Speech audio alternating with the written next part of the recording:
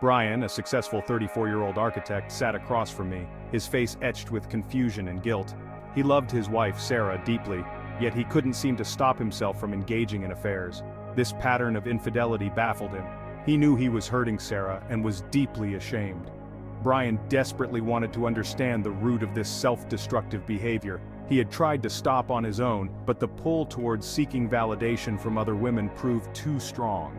Traditional talk therapy had offered some insights, but it hadn't provided a lasting solution. He needed a way to access the subconscious mind, where these destructive patterns were rooted. That's when we decided to explore the potential of hypnotherapy. Hypnosis is a powerful tool for accessing the subconscious mind. It's a state of deep relaxation and focused attention. During the hypnosis session, Brian was able to relax deeply. Through guided imagery and visualizations, we began to uncover the roots of his need for validation outside his marriage.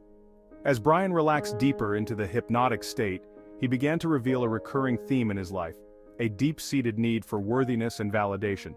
He spoke about feeling inadequate and unworthy of love, despite his outward success. These feelings of unworthiness seemed to permeate many areas of his life.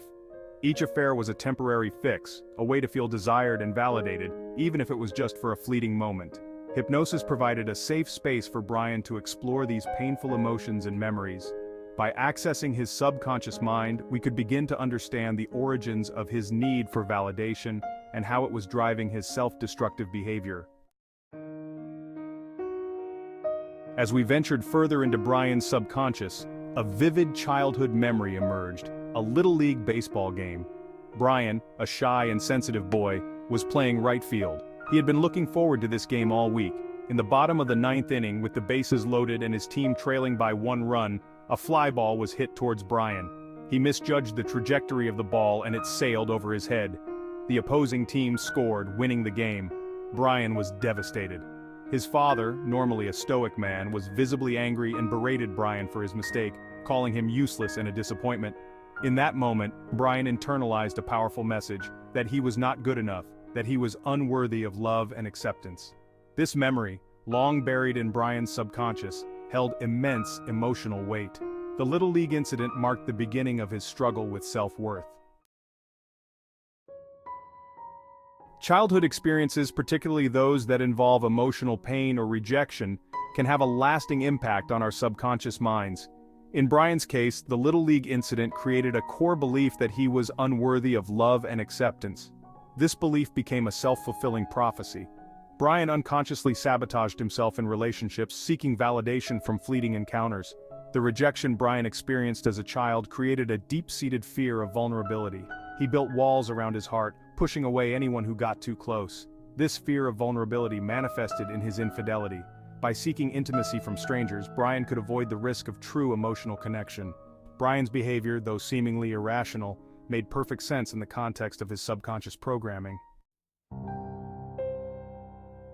As we delved deeper into Brian's subconscious, we stumbled upon a startling discovery: a connection between the Little League coach's tone of voice and his wife's tone of voice when she expressed disappointment.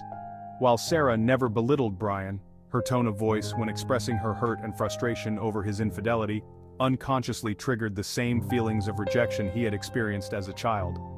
The subconscious mind is highly attuned to patterns and associations.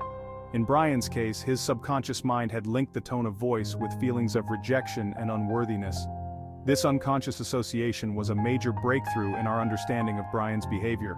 Whenever Sarah expressed her disappointment, Brian's subconscious mind interpreted it as a rejection. This triggered his deep-seated fear of unworthiness.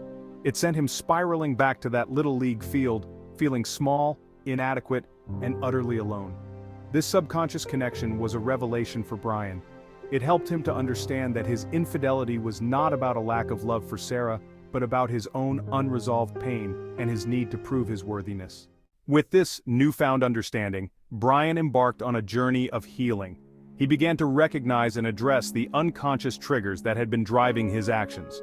Through therapy and open communication with Sarah, he slowly started to rebuild the trust that had been shattered. It wasn't an easy path, but it was a necessary one. Brian learned that self-awareness and emotional healing are crucial steps towards a healthier relationship. The road to recovery is long and winding, but with each step, Brian and Sarah moved closer to a deeper, more authentic connection. As we conclude this journey, remember that our past experiences shape us in ways we may not even realize. Understanding and addressing these unconscious triggers can lead to profound personal growth and stronger relationships. Thank you for joining us on this exploration of the subconscious mind, so you can sow happiness in your own life. As we wrap up this journey, we want to leave you with a symbol of renewal and hope. Just like Brian and Sarah, we all have the power to heal, grow, and rebuild. Our past does not define us, it shapes us, and from it, we can create a brighter, more fulfilling future.